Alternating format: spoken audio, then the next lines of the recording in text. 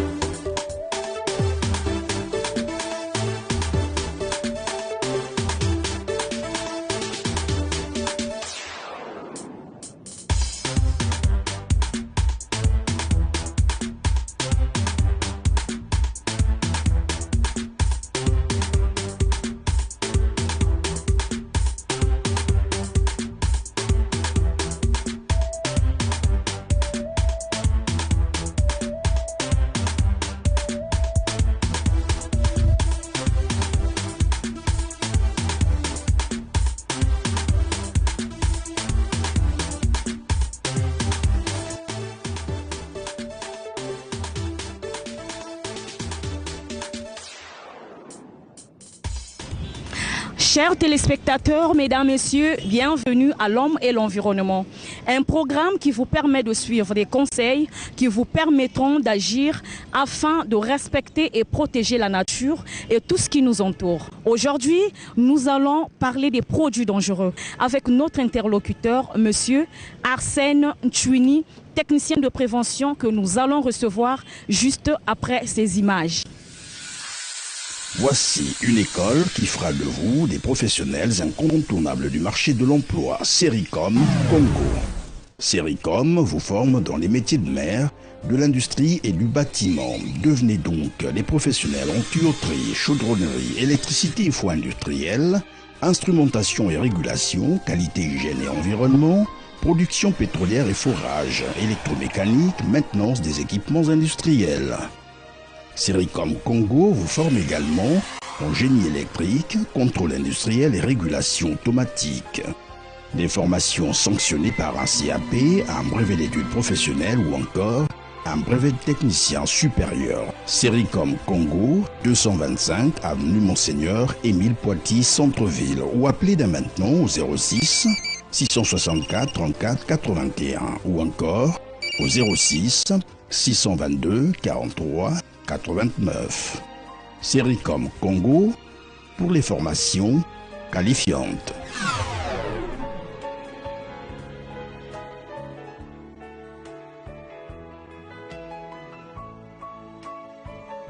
Alors, monsieur Ntouini Arsène, technicien de prévention, rebonjour. Bonjour, madame. Alors, dites-nous de façon simple ce qu'on entend par produit dangereux. Bien. Un produit dangereux, à la base, c'est un produit chimique. Alors, s'il est chimique, c'est qu'il est dangereux. Alors, par définition, nous pouvons dire que c'est une substance ou un mélange pouvant porter atteinte à la santé de l'individu ou de la personne qui l'utilise ou qui est exposée. Il peut également entraîner un risque pour la sécurité et l'environnement. Donc, de façon prosaïque, nous pouvons dire qu'un produit dangereux, c'est un produit qui nuit à l'homme, à l'environnement et aux installations. Mais puisque c'est des produits que nous utilisons tous les jours, à quel moment ces produits peuvent être, ou parlons de la dangerosité de ces produits?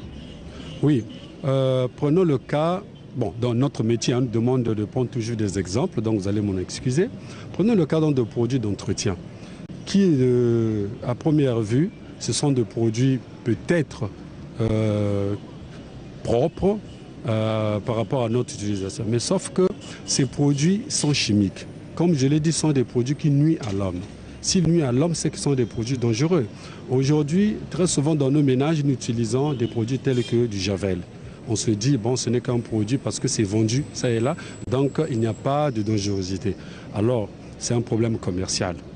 C'est déjà un produit qui, lorsqu'on le respire, il y a des brûlures, déjà des brûlures dans le système. Nous avons de suffocation, on peut suffoquer. Déjà, lorsque ces produits nous pénètrent, soit à travers la peau, soit à travers les voies respiratoires, alors nous sentons qu'il y a l'irritation. Nous sommes irrités, nous avons des picotements. Bon, déjà, ça prouve que c'est un produit dangereux. Ça prouve un produit dangereux. Prenons le cas aussi de savon liquide, hein, donc le produit de vaisselle que nos sœurs ou nos femmes, nos mamans ont l'habitude d'utiliser. Ils se disent, bon, puisque nous utilisons pour nettoyer la vaisselle, ça veut dire que ce n'est pas un produit dangereux. Or, à la base, comme je viens de le dire, c'est un produit chimique. Si c'est un produit chimique, donc c'est que ça nuit. Et quelles sont donc les voies de contamination par les produits dangereux? Bien, les voies de contamination des produits dangereux dans notre corps, on peut les dénombrer sous 3 formes. Donc nous avons la voie cutanée, donc à travers la peau. Nous avons la voie respiratoire, donc par inhalation, le nez. Et nous avons la voie digestive, donc à travers la bouche. Alors, comment devons-nous donc procéder avec le produit dangereux? Avec beaucoup de prudence. Beaucoup de prudence, mais nous devons quand même faire attention. Chaque produit dangereux est étiqueté. Hein? Lisons attentivement les notices ou les manuels d'utilisation pour être à l'abri des différents dangers ou des différents risques que nous pouvons encourir. Ça, c'est très important. Et cette fiche nous renseigne sur l'utilisation et les voies de contamination de ce produit. Voilà. Mais il s'avère que ces produits, ces étiquettes, parfois sont écrites en d'autres langues qu'on ne peut pas déchiffrer. En ce moment-là, vous dites quoi? Bon, dans ce cas, nous devons faire attention aux pictogrammes. En fait, ce sont des symboles ou des images gravées sur le contenant de ces produits. Des fois, on remarque en bas, nous avons un carré avec un fond orange. Hein? Le symbole peut être un cercle surmonté de flammes ou encore légèrement semé de flammes. Ça veut dire que c'est un produit qui peut être inflammable. Qui peut être, si c'est un X par exemple, dans le carré, si c'est un X, donc c'est un produit irritant. Ça peut être aussi un produit corrosif. Les produits pharmaceutiques peuvent être classés dans les produits dangereux? Oui, parce qu'à la base, c'est un produit chimique. Ce sont des produits chimiques fabriqués en laboratoire. Donc, les principes sont les mêmes. Déjà, on nous dit respecter la dose prescrite. Et donc, j'ai l'habitude de dire que tout ce qui donne un sens à la vie donne un sens à la mort. Si cela donne un sens à la vie, donne un sens à la mort. Si ça donne un sens à la mort, ça veut dire que c'est un produit dangereux. L'essentiel, c'est de respecter la dose prescrite. Puisqu'on peut, si on ne respecte pas cette dose, ça nous conduit à la mort. Donc les médecins prennent le soin de nous élaborer la manière à prendre ou à consommer ces produits. Parce qu'ils savent que ce sont des produits chimiques, donc ce sont des produits dangereux. Monsieur Ntwini, technicien de prévention, parlez-nous un peu du stockage de tous ces produits. Est-ce que c'est des produits qu'on doit mélanger ou il y a une façon de les conserver? Oui. Les produits sont de plusieurs espèces. Nous avons des produits qui ne se mélangent pas, de risque de créer une atmosphère explosive. Vous pouvez donner un exemple?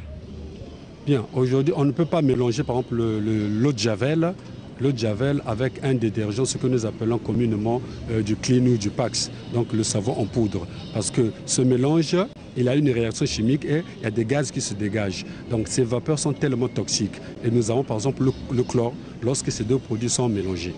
Donc nous ne devons pas aussi les conserver par exemple, sous l'évier. Nos maisons chauffent.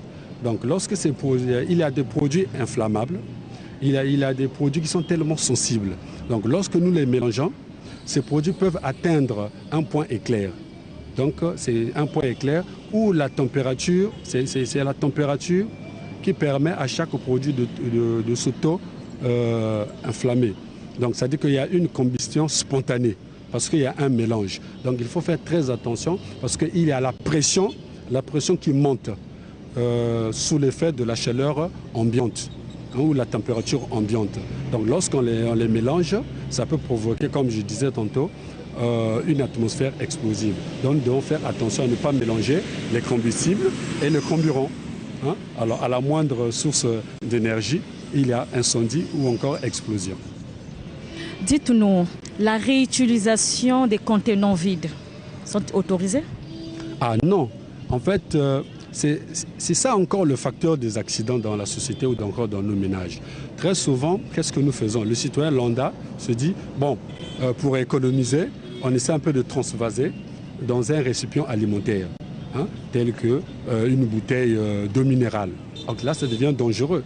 Si on le fait, dans ce cas, il faut étiqueter et nommer le produit. Au cas contraire, s'il est à la portée de monsieur tout le monde, très souvent à nos enfants, l'enfant peut confondre ce produit à de l'eau. Et voilà, l'enfant consomme et c'est un accident qui arrive. Donc nous devons faire excessivement attention à ne pas commettre cette bêtise, permettez-moi l'expression, madame. À ne pas transvaser ces produits dangereux dans des contenants alimentaires. C'est vraiment interdit. Et les ustensiles ayant contenu de produits dangereux qui sont vendus dans nos marchés et les gens achètent pour utiliser, est-ce que cela est normal? Non, cela est anormal, bien entendu. Le citoyen qui vend, lui c'est son commerce, c'est le gain. Mais c'est l'acheteur qui doit faire attention. Nul n'est coupable d'avoir posé un acte pour gagner sa petite vie. Mais c'est l'acheteur d'être informé. Ce qui nous manque, c'est l'information et la sensibilisation. On se dit, bon d'accord, j'ai besoin de, par exemple, le contenant de peinture, les contenants de peinture réutilisés sous forme de seau. Pour garder l'eau, surtout qu'il y a la pénurie de l'eau dans la ville. Mais c'est tellement dangereux parce qu'une fois que nous utilisons ces produits, nous ignorons la nature de ces produits. Alors avec de l'eau, il y a toujours une réaction chimique. Une réaction chimique. Donc nécessairement cette eau devient empoisonnée. Donc même à des faibles doses. À faible dose, un produit chimique reste toujours dangereux. Donc nous devons faire très attention. En fait, nous ne devons pas réutiliser ces produits parce que ça devient des déchets et des déchets très très toxiques, très dangereux. Qu'on mettre vraiment à l'abri de tous les citoyens. Donc je lance un message pour ceux qui ont l'habitude d'utiliser ces déchets, donc ces contenants, de ne pas le faire. Parce que le produit chimique reste là encore. Il est là, il est présent, parce qu'il y a toujours des vapeurs. Lorsque nous mélangeons encore un autre liquide, même si c'est un liquide alimentaire, il y a toujours une réaction. Nous avons appris quand même en quatrième, rien ne se perd, rien ne se crée, mais le tout se transforme. Alors qu'est-ce qui va se transformer? Donc c'est un poison. Voilà. Et pourtant vendu. Alors, presque dans chaque maison, nous consommons des piles jetables ou rechargeables. Mais après utilisation de ces piles, nous voyons que ces piles jonchent les ruelles et parfois ce sont nos enfants qui prennent ces piles usagées pour jouer avec. En ce moment-là, quel impact cela peut-il avoir sur la santé et sur l'environnement? Ah oui, d'abord pour la santé, l'impact est mortel parce que les piles sont dangereuses. Parce qu'elles contiennent des matériaux, en fait des métaux lourds, je voulais dire, des métaux lourds, à savoir du mercure, du cadmium, du nickel, du zinc et du plomb. Alors, ces métaux, notre organisme n'est pas préparé à digérer ces métaux lourds. Et du coup, ça provoque des intoxications vraiment pénibles. Pour ne pas parler de brûlures. Donc ça brûle la bouche, la gorge et le tube digestif. Donc notamment pour les enfants qui en consomment. Bon, maintenant pour l'environnement. En fait, il devait avoir une politique de prévention, de savoir gérer ce déchet, les stocker, les trier à la base. Mais malheureusement, il faut le dire, on ne peut pas se cacher, là, il faut indexer en fait la municipalité. Nous n'avons pas de décharges. Bien qu'il y a des sociétés qui prennent des mesures adéquates, ils ont des politiques, de prévention. Mais le citoyen lambda, à quel sens se vouer? Parce qu'on jette au coin de la rue, et il y a un monsieur qui ramasse, et après, qu'est-ce qu'il fait? Il va déposer au coin de la rue, parce qu'il y a une montagne d'immondices, ou encore pour les sociétés de collecte de ces déchets. Mais voilà, nous avons des décharges sauvages. Donc c'est vraiment un problème difficile à résoudre. Donc tant que la municipalité ne va pas doter la ville de Pointe-Noire d'une décharge industrielle digne de ce nom, nous serons toujours là à se plaindre de notre environnement, de ces déchets hautement toxiques, de ces déchets vraiment difficiles pour le commun des mortels à gérer.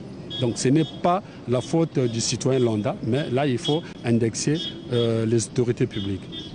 Votre dernier mot, sinon conseil à l'endroit des Ponténégrins en rapport avec le thème? Prudence, protection. Nous devons être prudents. L'utilisation des produits chimiques nécessite une grande précaution dans l'utilisation. Pour nos sœurs, nos mamans, nos épouses qui utilisent ces produits d'entretien, ils doivent utiliser des équipements de protection, comme les appelons dans notre jargon, communément appelés des EPI, c'est-à-dire des équipements de protection individuelle. Donc, à savoir, des gants en latex ou en caoutchouc si on veut. Hein? Donc, au moins ça, des gants. Parce qu'on ne peut pas voir tout l'équipement. Sinon, à savoir, des gants en latex ou en néoprène, des combinaisons jetables, des lunettes de sécurité, et j'en passe. Mais puisque ce n'est pas à la portée de monsieur tout le monde, mais au moins au coin de la rue, dans un supermarché, nous pouvons acheter ou s'approprier des gants en latex, au moins pour se protéger des mains, parce que nous avons besoin de nos mains pour de différentes activités. Maintenant, nous devons aussi tirer attention à nos pouvoirs publics d'organiser des émissions telles que l'homme et l'environnement, hein, parce que l'information, c'est quelque chose. L'information, c'est un pouvoir. Donc lorsqu'il y a la sensibilisation, le commun des mortels commence au moins à prendre conscience de la dangerosité de ces produits.